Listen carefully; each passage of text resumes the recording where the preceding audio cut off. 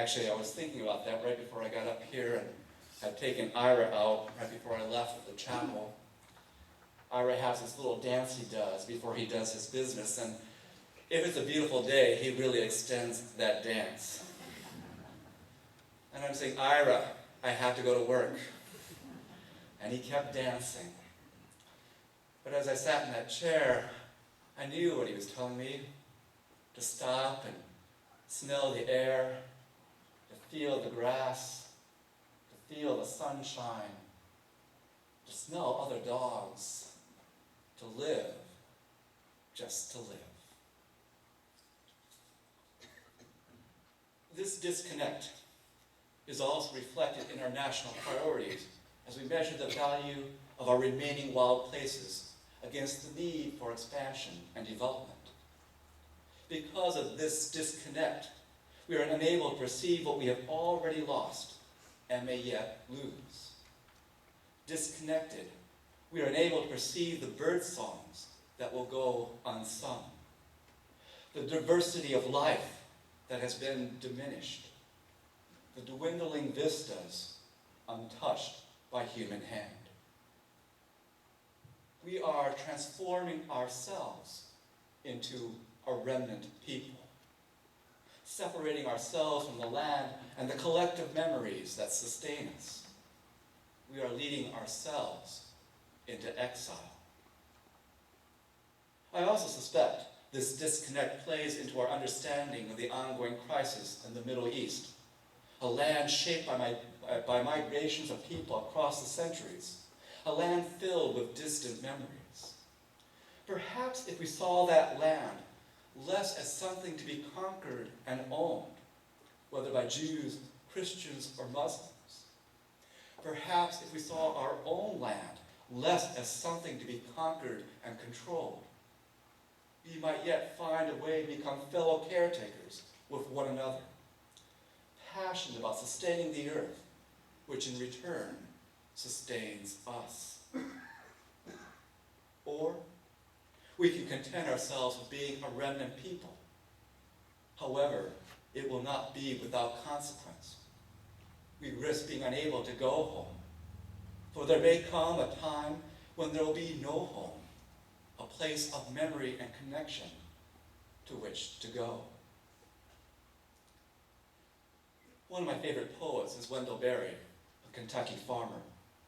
Berry witnesses to a connection that is yet possible, a hope that lies not in our own achievements, but in the continuity of God's world in which we live. Hear his reflections from a stroll in the woods. How long does it take to make the woods? As long as it takes to make the world. The woods is present as the world is, the presence of all its past and of all its time to come. It is always finished. It is always being made. The act of its making forever greater than the act of its destruction. It is a part of eternity, for its end and beginning belong to the end and beginning of all things. The beginning lost in the end in the beginning. What is the way to the woods? How do you go there? By climbing up through the 6 days' field, kept in all the body's years, the body's sorrow, weariness, and joy.